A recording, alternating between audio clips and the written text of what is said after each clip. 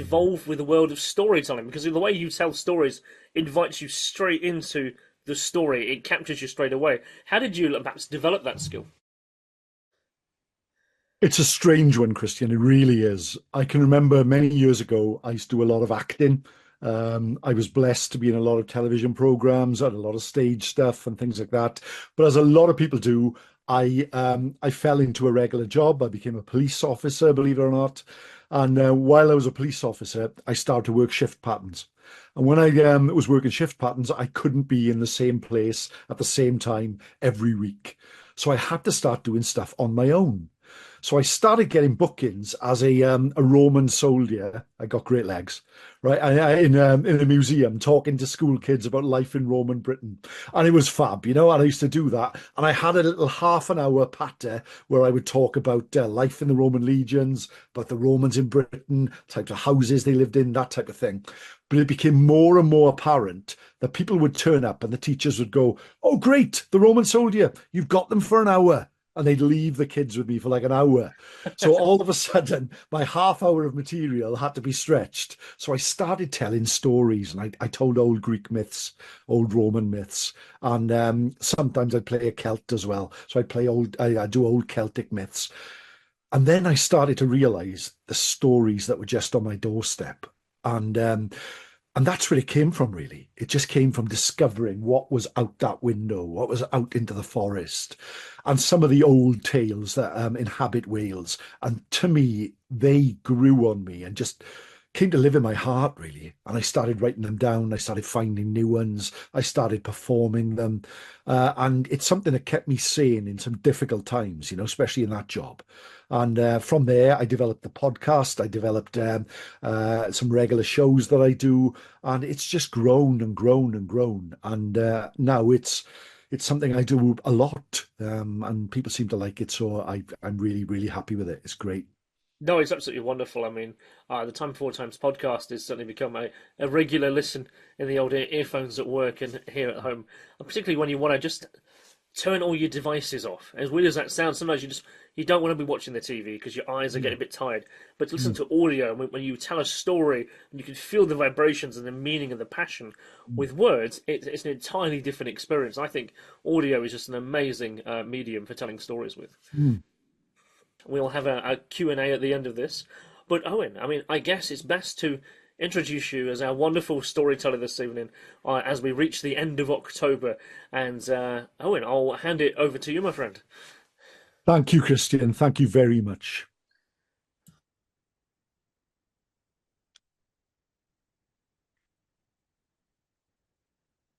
It was 2 weeks ago on Monday that I went for a walk with my dog outside the house. The rain was pouring down. The noise was so loud. It felt like thunder. And I walked into the forest. I'm really lucky. If you walk out the back door just beyond my house, there is a path that leads into the woods. It was once an old zoo, Pennscunner Wildlife Park. And some of the old cages, the old places the animals would live are still there. And I was walking this day with my coat huddled around me. My dog was running back and forth, and we went our usual route, which is up and around through the forest. You get to a high point where you look over the Neath Valley. Neath, it's a strange name, isn't it? Castell Nedd in Welsh, the Valley of Gwyn ap Nudd, the king of the fairies. Sometimes I stop and look over the valley, but I didn't on this day. The weather had been really bad for a couple of days before, so some of the trees had fallen down, and I took a little time to clamber over them. And it was then that it happened. The mist had fallen like a blanket. I could barely see my hand in front of my face. The rain was still lashing down when I stopped to take a message on my phone. And just out of the corner of my eye, I saw a movement. I span around, and right behind me, as close as I am to you right now, there was a man. He was very short, coming up to about my shoulder, which would make him about 5 foot tall. His hair was bright and red and stretched to the sky, and he looked down at the ground. I jumped back with fright, and I said, "You scared the life out of me." And he carried on looking at the ground. He then, suddenly and without warning, just dashed off in front of me. I looked in my pockets thinking, has he stolen my phone? Anything like that. I barely ever see anyone up there. And on a day like that, there was nobody. And he ran around a little bend. I gathered my wits and run around as well, where you can see for about 100 yards down to a kissing gate. And he had gone. Vanished. Disappeared. I can describe him now. I was wearing a big, thick, rainproof jacket, absolutely dripping and soaking wet. He was wearing what I could say was like a long military coat, but bright blue, as blue as the OK in the corner of the screen. Under his arm, he had like a bundle or a wrapped-up scarf. And he said nothing, and he moved quickly, and he totally disappeared in front of me. I was terrified. I came down onto the path and sat on an old bench and just took my wits about me for a while. Before I made my way home, I came through the door as pale as you like, with a shiver down my spine. 2 days later, I saw the park ranger. I know the park ranger well. And I plucked up enough courage. And I asked her, has anyone seen this man? And she turned to me and she said, yes. 3 people have seen him in the last year. Always the same. Right behind you he comes from nowhere, close enough to breathe on the back of your neck. He does not say a word. And then he vanishes. Gone. Disappeared. Strange at this time of year. But that's what it was. And that's how it is now. And if you were to look out the window behind me, you could see the path where he walks. That was a Monday. 2 of the other sightings have been on Mondays. But that's strange. A week from now will be Halloween, Calon Gaeaf, the time when the veil between our world and the fairy world grows wafer thin, so thin that for a few moments we can reach into that realm. My name is Owen Staton, and I am a storyteller. I am the host of the Time Between Times podcast, a podcast that's all about stories and soul. So take a breath, my friends. Sit back, relax, close your eyes if it's safe to do so. And join me as we walk out the front door of wherever you live. Close it behind you. Feel the key in the lock. Huddle your coat around your chest and take a right turn. We're heading to the forest. There is an entranceway to the forest, a small arch of trees, and as you walk past your neighbours' houses, you see all the television sets, all of them flashing light into the night. The cars wash past. But we have somewhere to go. The fire pit at the heart of the forest, at the time between times. The time it's neither night nor day, but the sun has gone and the sky is grey. The time when the veil between our world and the fairy world is thin. That's the time that people see ghosts. That's the time that people see lights in the sky. That's the time that people see the Tylwyth Teg. So join me as we look up and see the sun and the moon shares the same sky. Far away we can hear the howl of bears, we can hear the growl of wolves. But we know we are safe, right here, right now, at the time between times. Now long ago and far away, in the small village of Llangyrnwy in North Wales, there is a tiny church called St. Degain's. St. Degain is a saint long lost to history. The graveyard is small, overgrown and cramped. It is said that the first body buried in a graveyard is given to the diawl, the devil, and the last one to be buried guards the graveyard until others come. But in St. Degains, far away to the north, there is something far worse. Every Halloween, every Calon Gaeaf, every 31st of October, a small flickering candlelight can be seen in the window of the church. A candlelight flickering, shadows and shadows passing.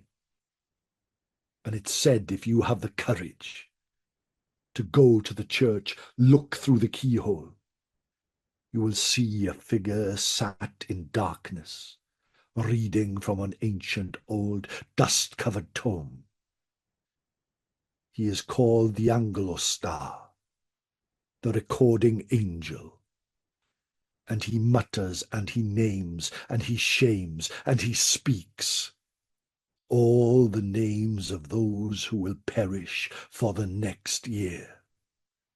Their names are read out before the church bells ring midnight. And in the following year, they will all be gone. Now, many years ago, in the village of Llangynguyd, there was a cobbler.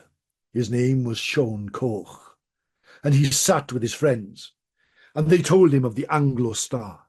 And they said that every night on Halloween, at the time between times, the Anglo-Star would come, and it would read out the names of those who were to die.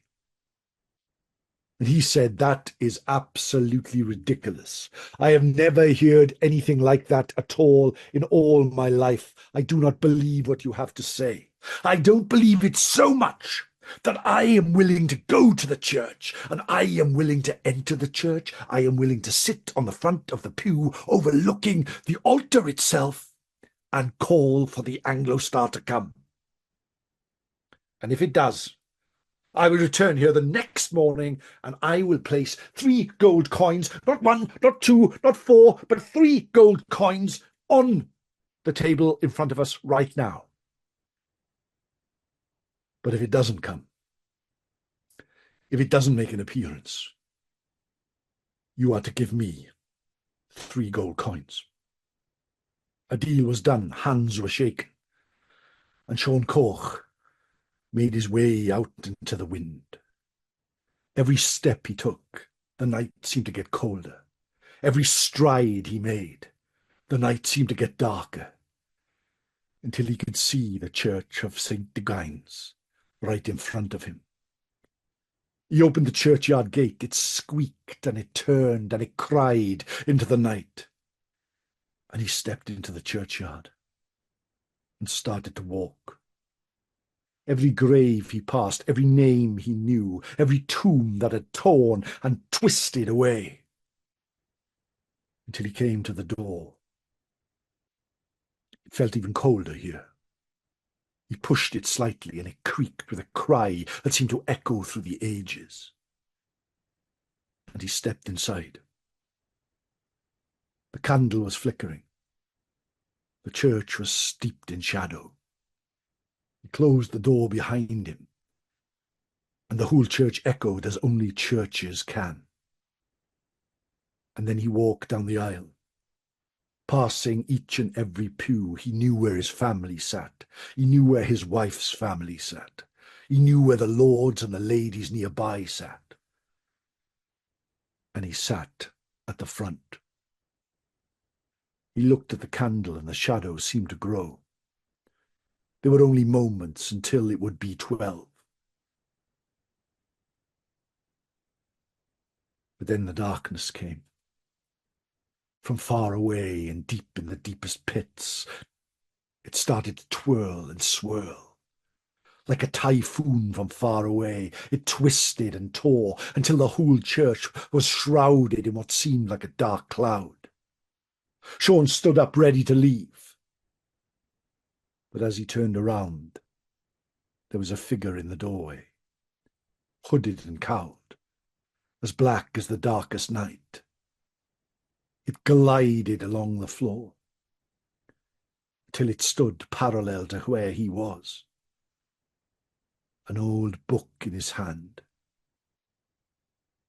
opened the book, and with a breath from the deepest parts of the mountains, it blew on the page and called out, Sean Koch.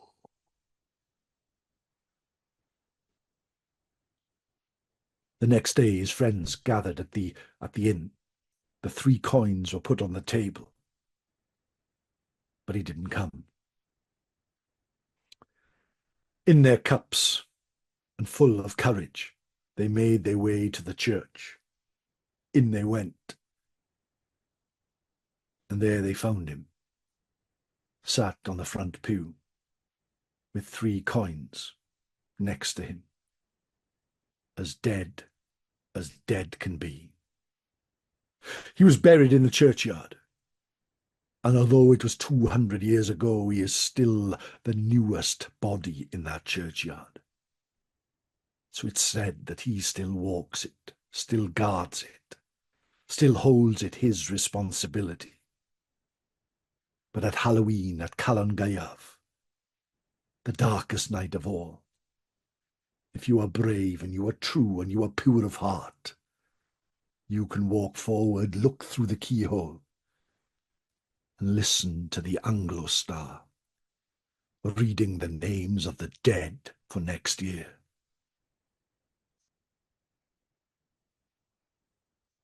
I spent 2 years as a police officer. I spent 20 years as a police officer, but 2 of them were in the town of Brecon, Aberhonddu, in the middle of the Banau Brycheiniog, the Brecon Beacons. There was a road that went up from Brecon that travels away to Merthyr. It's one of the most scenic routes you will ever go. It was about 8 o'clock, and the year was 2002, and I was sat in the station with a cup of tea, hoping that the rest of the shift would go quickly and without incident, when suddenly a call came in. A small boy had been seen in a lay-by next to the waterways at the top near the reservoir, underneath Pen y Fan, the highest mountain in South Wales. A family passing had seen a young boy standing in the mist, no more than 6 years old. So I drove up in the car on my own, and I came to the lay-by, and I opened the car door and I stepped outside and I shone my torch. The police can really do torches. Remember the X-Files where those beams would stretch off for miles? I had a torch like that. But there was nothing there. For a moment I panicked, thinking, should I get a dog up here? Should we search the lake? So I got on the radio and I spoke to the sergeant, a man who had worked there from time immemorial. And I said, Sarge, I'm really worried. I'm really worried about this. And he said to me, get in the car and come back to the station. So that, reluctantly, I did. When I arrived there 10 minutes later, I pulled back up and I said, Sarge, I'm worried about... Shh, sit down. Have another cup of tea. And just know this. We get that call at least 4 times a year. And there is no sign of any boy. There's no boy ever there. But do you know the story of Tommy Jones? No, Sarge, I don't. Have a look. Back in 1912, a young boy, 6 years of age, was lost in the Beacons, going to visit his family. After a month's searching, he was found at the highest point. Frozen. Dead. It was all over the news. And ever since that day, and on many days, over many years, over the last 100 years, his spirit is seen next to the reservoir, at the bottom of Pen y Fan, in the Banau Brycheiniog, far from here. I'm really lucky. I get to live in a... When I say I'm really lucky, you might consider me lucky. I get to live in a haunted land. Rhossili Bay is only an hour's drive from where I am, one of the most haunted parts of the UK. There is a shipwreck right in the middle, standing out of the sand like a hooked claw. The bay stretches for miles, one of the most beautiful places you would ever known to go. And there on top of the cliff overlooking the sea, there is an old cottage. Stone cottage, thatched roof as it once was, whitewashed. It became the home of a family who moved there, hoping to start a new life. 150, 200 years ago. Her name was Lowry, and he was Hugh, and he was a fisherman. And every day Hugh would go out and find his fish, coming back to the end of the home. When they moved into the place, it was ramshackle and rough, and all day Lowry started to make it better. She cleaned it, she polished it, she brought in new furniture. She was so skilled, until all of its 4 rooms were as gleaming as if it was new. And there in the back she made a bedroom, and on the windowsill she put a vase with a single flower in it. And she felt so good. Hugh was not due back for a while, so she sat on the bed and just gave thanks for all that she had. And she felt a voice behind her ear.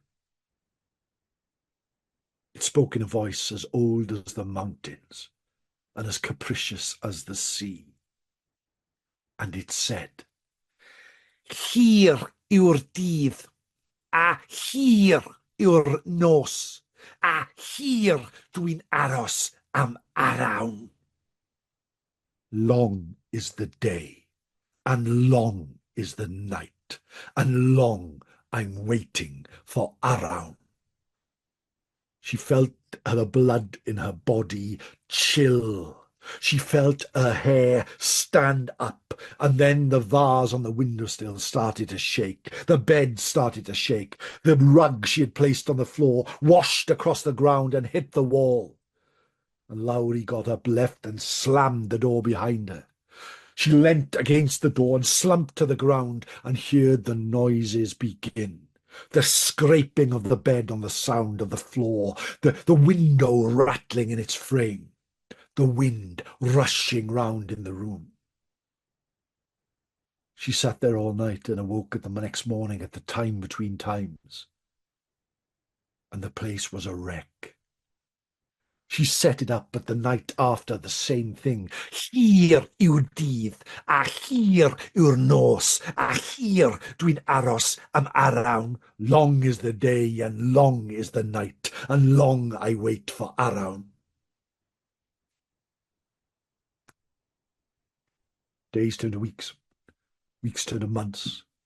She put a lock on the door, and neither her nor Hugh would ever set foot in that room. Till one night, a night as dark as tonight is, there came a knock at the door. She opened it slowly, and there outside was a man, tricorn hat, long coat, and carrying a bag. He looked up and he said, "The weather is due to be foul tonight.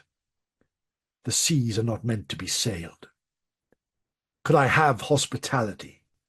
Could I stay with you this night of all nights?"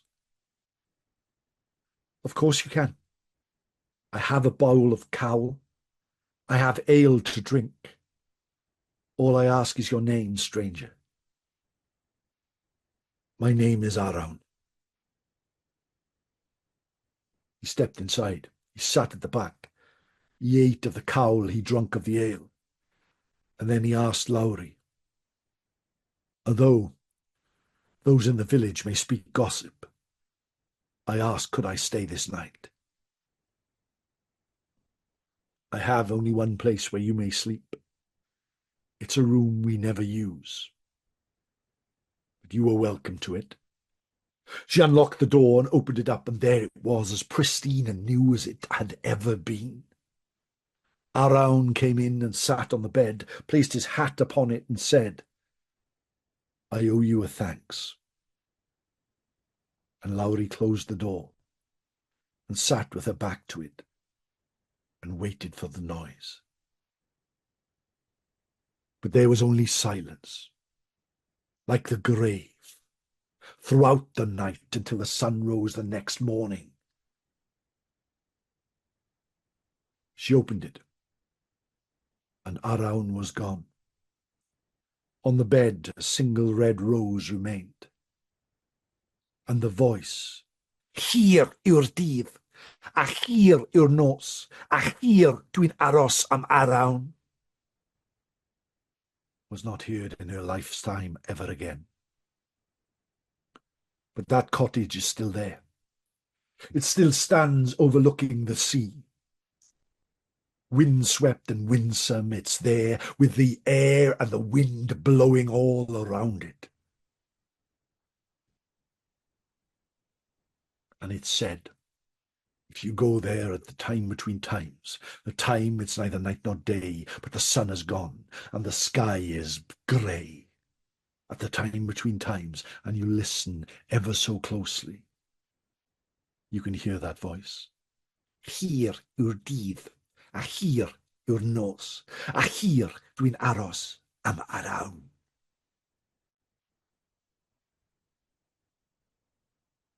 Big thanks to Dr. Delith Bader for that story. There, deep in the archives of the Welsh museums, it was found. Told to someone, written in a book, and now here, on Zoom, past the time between times. I tell it to you.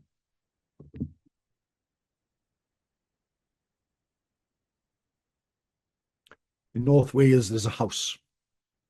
It's called Plas Newydd, or Plas Mawr, in a place called Conwy, an old ancient town. It's been there for many, many hundreds of years. And there in the street, amongst all the modern buildings, is this old whitewashed building. It's owned by the National Trust. You can go visit with it whenever you want. And as you stand in the doorway and you look up, there's always a light on in the front room. It's called the Lantern Room, because the lantern is huge, ostentatious. And the house once belonged to a man called Robert Wynne. He was one of Queen Elizabeth's favourites and spent most of his time in London. His wife, Helen, and his son, David, lived in Conwy. And one night he was due home, and there Plas Mawr has a tower in it, very unusual for a house of its time. And the wife and the child had gone to the top of the tower to await the coming home of their master. But the night grew dark, the night grew long, and the tower became cold, and the child grew restless. And he asked his mother if he could go down to bed. She said yes. He had with him a small wooden horse that he used to play with. But as he stepped on the top step, he slipped. And they both fell, and thundered and tumbled and rolled and smashed until they landed on the landing in front of them. The child was in a bad way. Helen was in a bad way. One of the servants came and picked them up and took them into the lantern room and placed them on the bed. They called to another servant and asked them to run into town to find a doctor, to come back here quick. He ran into town, and he found an old pub there where people would gather. And he called, "Is anyone a doctor? Does anyone have any medical experience?" And one man placed his drink on the bar, sat back and said, "I am here. I will come. My name is Dr. Jenkins." They made their way to Plas Mawr, went through the great door and up the stairs to the lantern room. The doctor went inside. He asked for money. He asked for payment. And then he asked if he could be left alone. He closed the door, sat down and thought for a moment. He had no idea what to do. The child was already dead. The wife was at death's door. So he waited, and he waited. And as dawn broke the next morning, they came a-hammering at the door because Robert Wynne had returned. The first thing he wanted to see was his wife and his child, and he came inside, made his way up to the lantern room, when the servant greeted him and said, my lord, before you go in, know this. Your wife took a fall, your son took a fall, but there is a doctor caring for them right now. Robert Wynne thrust open the door. There was his wife. There was his child. But no sign of the doctor. His rage knew no bounds. They say he cried until his eyes could weep no more. And 2 days later, of a broken heart, he died. Both him, his wife, and his child are buried behind the house in a family plot. But 200 years later, in the chimney behind the lantern room, they found the remains of the doctor, who had tried to scamper away and climb, for he feared the wrath of Robert Wynne. The doctor who had taken the coin, but could not heal the child or the wife. Ever since that day, and to this day, and as we sit here now in our cosy studies, our offices, with the windows behind us, if we were to go to Plas Mawr and look up, we would see the lantern room is always lit. Because if it is plunged into darkness, then immediately ghostly figures are seen scampering from one side of the room to another. The cry of the mother and the child falling down the stairs. The squeak of a wooden horse being pulled across the landing. And the weeping sobs of the doctor who knew not what to do. And that, my friends, is Plas Mawr in Conwy, one of the most haunted places in all of Wales. And the terrible hauntings that surround it.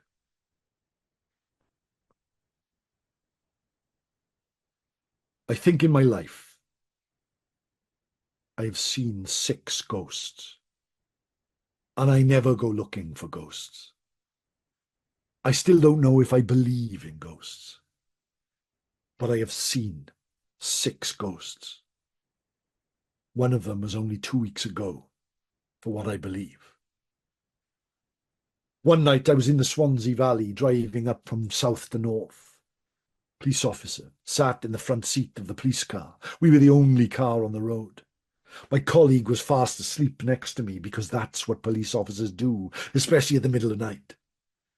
When we came over the brow of a hill, it was then that I saw her. An old lady with a shawl upon her head, standing in the bus stop and waving her arm up and down, back and forth. As all good police officers do, I just kept driving. And I went past her, and I looked at her and she looked at me, and our eyes locked. And as easy as I look at this green light in front of me, which is your faces, I remember her face. It seemed to bore into my very soul. We turned round the corner and I pulled the car over to the left, and my friend stood up and sat up sharply. And I told him what I'd seen. And he said, well, yeah, but what if there's an old lady in the bus stop who wants the police, Owen? Why don't we go back and have a look? So we did. But there was nobody there. As we were searching about, our big beam torches guiding back and forth, a car came past, and he said to me, why don't we do something useful and actually stop a car? Which we did. Inside it was 6 teenagers crammed into the car. It was like an ideal stop for the police. And I said to them, what are you doing here at this time of night? And they said, oh, we're looking for ghosts. People say the roads here are filled with ghosts. We haven't seen anything. Have you? My name is Owen Staton. I am the host of the Time Between Times podcast. That is a podcast that every week, every Friday, I release a new tale. Some of them are old folk tales from Wales. Some of them are ghost stories. Some of them are things that people have told me in the street. The time between times, a time when it's neither night nor day, but the sun has gone and the sky is grey. The time when the veil between our world and the fairy world grows wafer thin. If you love stories, there are more than 150 of them on the Time Between Times podcast. Every one of them starts with the meditation and the mantra of going into the forest. Because I am a great believer that in order to gain the benefit from a tale, you must leave all the modern trappings behind and just ride on a tide of tales. Because that is when your imagination comes alive. That is when all your worries, all your cares, all those things that bother you just vanish. That, my friends, is the magic of the time between times. I have been a storyteller for many years, but I enjoy it now more than ever because I get to speak to you, people from all over the world, and tell ancient stories from my homeland at gatherings just like this. On Halloween, I am doing a Zoom performance. Tickets for that can be found at Eventbrite. The Haunted Hollow. There you will find me at 9 p.m. on Halloween. If you have a look on my Twitter feed, you will find plenty of links to that. Twitter at the Owen Staton. I really appreciate you being here tonight, my friends. I know this is short notice. I only knew yesterday that I would be coming here. Thank you ever so much for Kristian for hosting, and thank you for your patience. Thank you for your joy, and thank you for listening to these tales traditionally told. And now, if you have any questions, I am more than happy to answer them. Well, thank you very much indeed, Owen. That was a wonderful journey through the valleys of Wales. We certainly were there with you as you gave us this tremendous, vivid sense of power of story. And in regards to the questions that are down here that are creeping into our chat box, and just as you finished, there was just a whole like plethora of just messages just as you finished there. So I guess you just encapsulated everyone. So what I deliberately did, I've deliberately posted your YouTube channel here as well as your podcast here, to make sure that people know where to find you and to make sure that they can follow you. And if they certainly enjoyed this, they can continue listening to the podcast that you put out on the Friday that you stated. So let's have a wander down here. There's a wonderful message here from Mark, who Mark is one of those characters who comes into the chat, sits down in the background. Occasionally he has his voice and his microphone on, and his message here is, wow, I can listen to your voice all day. So Yeah. Thank you, Mark. So love listening to the stories by the fireplace vibe. I think we actually did that a couple of weeks ago. Claire and I, we were just like, let's listen to the stories of the people who gather here around our table, around our ASSAP table, and I kind of put a video out there that had the fire crackling in the background, and we each told a personal story of an experience that we've had. So yeah, indeed, you turn the lights down, light your candles in your homes, and feel the power of the bardic skill. Is a wonderful feeling to have. Excellent. I used to be a part of a storytelling circle in Exeter, and they've moved on now. That was from Jackie Tonks. Thank you very much, Owen. Caroline has a question. Caroline herself is a former police officer as well, and Ah. she says, "Do you have lots of unexplained police incidents that call out that have been paranormal in your time?" I think, Caroline, the main one is there are two that stick out in my, well, three that stick out in my mind, and two of them I told you about tonight. And that was the old lady on the side of the road. That was me, and that was definitely, I can still see her face, and that still gives me the creeps to this day. And that was back in 2005. There was the young boy by the reservoir in Brecon, another true story. I can never forget the sergeant just saying to me, because I couldn't believe how dismissive he was of what I thought was a lost boy on the mountain. And when he just said, we have that call 4 or 5 times a year, I couldn't believe it. and that was a real sort of haunting feeling. All of these come from working in the Brecon Beacons around mid Wales, essentially. And there's another one where a friend and I were driving around in the car late at night, as you want to do, and I had a phone call to go to the Three Cocks Inn, believe it or not. What it's called, which is just outside Hay-on-Wye, which, as some of you might know, is the town of books. Really, really famous place. It's just full of bookshops. If you've never been there, go there. It's fantastic.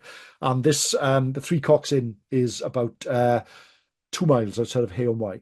And the call basically was, at the time, there's a lady there who wants to speak to you, but she won't say what it's about. And that's usually very ominous. So I turned up at the pub, and there were two ladies in the doorway who'd been out for the evening for a meal in the pub. And next to the pub, there's a lane that goes up behind it. This place is almost in the middle of nowhere. It's on like a country lane, essentially. And she said to me, she'd not drunk anything. She'd been in the pub for a couple of hours having a meal with a friend. And she said, we arrived at 7 o'clock and we parked in the lane behind there. We just finished now. It's about 9:30. And we walked to the car. We walked up the lane. I put my hand on the car door to open it. And I looked in the bush behind the car. And there was a panther. And her and her friend had run back to the inn and called me. So Muggins here went up with his lovely torch again and had a look around. And there next to the car were huge footprints coming out of the bush and leading across into a field. And on that occasion, I was given the opportunity to get a police dog up there, and the police dog was terrified as soon as it arrived. And again, the same sergeant who spoke of the boy in the lake, he brought me to one side, and you'll have to forgive me, but what he said is, "But surely you've heard of the Beast of Three Cocks?" I said, "No." And he said, "Well, just have a look at it, because there are sightings of this huge cat. And I don't mean like an ocelot or some small cat like that, a panther up in that area." And that is one of the scariest things that happened to me and when it comes to paranormal, for want of a better word, dealings in the police service, essentially, Caroline. A bit of a tickle there of the old cryptozoology. Is there big Yeah, very cats much. wandering around our Hmm. our moors, as it were? I think there's Yeah. certainly the stories are rich enough in the tapestries now. Not certainly the last 40 years or so. It's quite likely there is, these cats that are out there that are keeping themselves, hidden. Maybe they're feasting on rabbits and so on. Who knows what if we should catch one sooner or later? We really ought to, considering how many get reported. Um, Mm. there's a message here from Julie Boyd. She says here, "Thank you for a fascinating and atmospheric talk. Storytelling is an art, and you are certainly artistic. Very engaging. I love listening to your voice." Um, Tom mentions here he's going to subscribe to your podcast, which is wonderful. Thank you. Uh, Jackie Tonk says, "My brother is a police officer and got regularly called out to a wailing woman, Phantom, near Stoke-on-Trent, and he also coordinated a response to a poltergeist a while back." Mm. Oh, so I the power of storytelling is just so wonderful to me, and I'm always inspired by what how a tale is created. I mean, do you go through a specific process of research or a ritual when you prepare a story, or is it enriched by that you know the details, the bullet points, and then you let your character tell the story? How is your storytelling practice?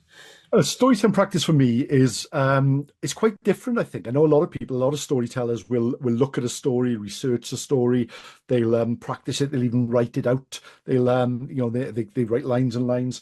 For me, I've got this little book here, and for tonight, I've just made a couple of notes. And what I tend to do is I go to books like the Reader's Digest Myths and Legends of Britain is an absolute classic. I've mined that for every tale I can possibly find in that. If any of you've got that and listen to the podcast, you'll recognize loads of them. But they all tend to be perhaps something, only maybe 8 or 9 lines of text. So what I tend to do is I challenge myself to get a 15, 20 minute tale out of that. So often I'll give the characters different names, I'll expand upon it, I'll add perhaps a subplot and do all that thing because that's what storytelling is, isn't it, really? You snowball the tale so it gets bigger and bigger over the ages.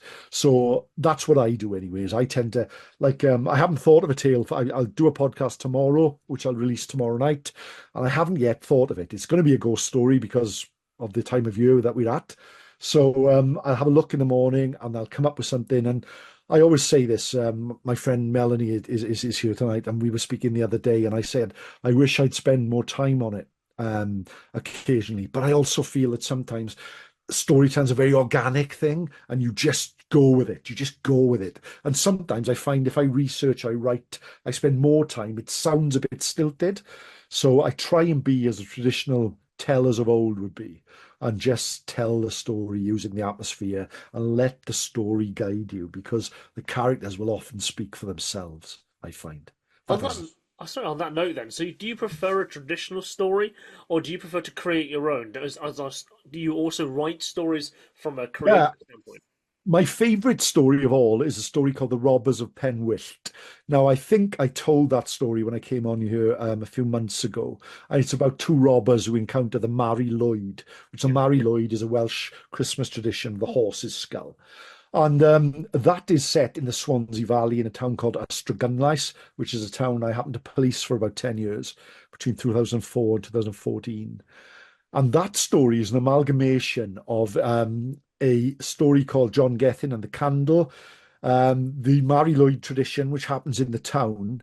And also, there's an amazing story that's told by the Caving Club there, where back in the 1950s, they were trying to expand some of the best caving in the UK in the Swansea Valley. And they found a cavern that no one had ever been into. They had to basically sort of knock through a wall to get in there. And when they went in there, they found a skeleton sitting against the wall in a cave that nobody could get into and that no one had ever been into. And yet there are pictures and there are newspaper reports and there are all these things about the skeleton. And you can Google it, the Swansea Valley skeleton from the Caving Club. And that fascinated me. And also in the Swansea Valley, the opera singer Adelina Patti was a very, very famous opera singer back in the 19th century who has the most haunting voice. If you Google or you YouTube Adelina Patti, there's some really early recordings of her singing. And she built a castle there called Craig y Nos, the Night Rock, which has been many things over the years. But she built her own theatre there. She lived there as like a superstar rock star, many, many years ago. And my story encompasses a bit of the building of the castle as well. So if you like, I've created a story, but amalgamated other stories to create another story, really. And that is the one I'm probably most proud of because it's mine, I suppose, you know? Yeah, I see that. I feel that. And so, does your storytelling change depending on your audience? Very much so, very much so. I find up until the pandemic in particular, I'm a very sort of physical storyteller. When I perform, I'm very handsy, I'm very big. I sort of my voice that, and that's something I've had to tone down quite a lot. I feel because a lot of the stuff I do now is like this. So whereas if I want to move around and jump around, it's just going to be distracting for you guys. So I've had to try and change it a little bit with that. I've had to. What happened with me as well? I found I became quite stale as a performer, telling stories, and I was probably telling about the same 5 or 6 stories all the time.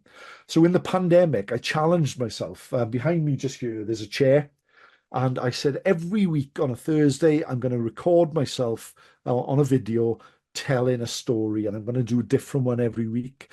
And you were talking about Kristian, about my YouTube channel. That's where the podcast started. So every week I was just sitting in the chair telling a story, but making it a different one. And that became, it became quite popular and people were looking out for it and people seemed to enjoy it. So I decided to expand that into the podcast. But the podcast for me as well was all about sort of mental health and all about learning to relax and switch off. And even though it's quite ironic that we're using a very, very modern way of telling stories, we are still doing it in a traditional way where we just let the phone go for 20 minutes and we turned the TV off for 20 minutes and we just listened to the storyteller because I think when you tell stories, something magic happens sometimes. And even though we're all over the country, all over the world here in different parts, and I can just see some faces, um, and there still seems to be some atmosphere created by storytelling, and that to me is really important. So yeah, that was that as well. I think that is it's such a wonderful thing to sit around a fire. That was the first storytelling mechanism. That perhaps is why people got together to share food. You know, Mm, it's the end of the day. You've survived the day, and here you are. You know, you're huddling around. You're around the fire to keep warm, and you just mm, start telling each other about what you did and what you found and what you've heard, and mm, that is the resonance of the bardic skill, isn't it? mm. So, what storytellers and authors have you like admired most? You know, what's been your inspirations? It's kind of a weird one. I watch a lot of storytellers. I like a lot of authors. I like a lot of what people do. I find that a lot of modern storytelling in the UK in particular tends to be quite cause driven. So there would be a storyteller might tell a story about climate change, or a storyteller might tell a story about what's happening somewhere else in the world that we should do something about, like almost like protest storytelling, which is good and which is fine and which is nice. But I like, for myself in particular, I just like to be entertaining. And I just think of storytelling as a medium to entertain, whether that be to scare you, whether that to be to make you laugh, whether it to be to make you upset. I mean, some of the stories are quite sad, but I like them to be a means of entertainment. So the sort of stuff I like is I just like old historical stories. And if you go on a really good source is if any of you have been lucky enough to go to the Museum of Welsh Life in St Fagans near Cardiff, they have a website. If you just Google Museum of Welsh Life, there's a Welsh name for it, which is quite hard. There is a storytelling page, and they've recorded old storytellers or old stories from maybe 100 years ago, and they've got those recordings that you can listen to them. And when I was a young boy, my father, much to his dismay, really, my mother used to force him to take me off her hands sometimes. And he would take me to the local rugby club. And there in the corner of the rugby club by the fire, so a really stereotypical image, was an old fella. And the old fella would sit there with a beer, basically day in, day out. And he had an old sheepdog, the crook, the really sort of stereotypical image. But he would tell a story for a pint. And I would sit there, and these guys would buy him drinks, and he would tell ghost stories. And to me, that was the most fantastic thing in the world. And that is something that stayed with me all my life. So, as a storyteller, I just want to be entertaining. I don't want to spread a cause. I don't want to, although if I can help anyone in any way, I will. And I just want to make people feel, whether that feel is frightened or happy or laughter. I just want to make people feel connected to the story. I think you mentioned something there about mental health, Mm, and that's clearly very important to you. I mean, I mm, found that when I listen to your podcast, for instance, you often mention about being in the right state of mind to listen. You know, how important is that you have to, it's to take time out. You know, not to listen in a rush. It's perhaps to listen while you're at work or when you want to, mind numb yourself a bit to actually focus on the words and how the story is being driven. How important is mental health to your storytelling? It's hugely important. It all sort of grows from it. I was involved in a horrible incident back in 2004, which I won't bore you with tonight, but back in my policing career, and it absolutely shattered my mental health for a long period of time. And part of my recovery from that, and part of who I am today, basically came from my rediscovery, if you like, of the arts, whether that be storytelling, acting, reading, writing, whatever. But all of that, and that what I discovered through all of that was focus is so important. I'm a sort of flighty sort of person when it comes to the way my mind works. If you probably look into it, there's probably maybe a brush of ADHD or something like that, we'd call it in a modern age. But I'm very, very, I find concentration very hard. But when I do concentrate, it means the world to me. So I really take those as important moments. I love reading, but I find reading difficult. So before I go to bed, I'll take my book with me, and there are some nights where I just can't concentrate on the words. They just seem like a jumble to me. And there are other nights when those words just flow. So I think what I'm trying to do, if you like, in a preachy way, I've just had a go at preachy storytellers, but I'm very much I'm trying to get you to savor those moments where you can concentrate and where you can lose yourself on the tide of tales, because if you do, there's gold in their minds, and that's where creative things happen. I feel anyway, and that's been a big thing for me. Yeah, I can see that impact is really important to you. Mm. So what role do you think that storytelling plays in kind of preserving culture, history? Um, it's a huge role in many places. I believe in Wales in particular. I don't want to speak for a lot of other places, but in Wales in particular, our culture sort of stands on a knife edge of an image of a Welsh person that's often portrayed to the world, and then there's the real Wales. And I think you've got to dig for that. And a lot of the stories, stories I've told you tonight, the Anglo Star, the ghosts of Plas Mawr, these are traditional Welsh ghost stories that were told, around a fireplace in the heart of a forest or in a pub or wherever it is. And the only place these tales live is in the mouth. And that's where they are, and that's where they like to be. And the only where you're going to hear them is through someone like myself. So I always like to think that in particular, I think in Wales we've got a great culture, we've got a great artistic culture, but maybe our publicists and just the way we are makes it we're not quite as prolific as the Irish or the Scots in on the international stage because we're quite shy. And I just like to think that it's my opportunity to give a little bit of Wales to people wherever they may be really as well, which is nice. Actually, you said something that I thought was really important about kind of how it is now. I mean, so how do you think storytelling has evolved now in this digital age? We're talking on Zoom, for instance. There's what 50 people in here listening to this story. How storytelling has evolved in this now kind of digital world we live in. It's mad, isn't it? It is mad. But what you find is if I like type in storytelling into Google now, I'll come up with loads of things which are like storytelling for customers or storytelling for your clients. And it's all this sort of thing. So I still think that, people say to me, oh, you're a storyteller. That's niche showing, isn't it? Yes, it's the niche end of niche. But there are people out there, and it gives me an opportunity, to have this audience, and it gives you an opportunity to see traditional storytelling, perhaps where you wouldn't as well. And when you do, I did some storytelling last weekend for an event not far from where I live.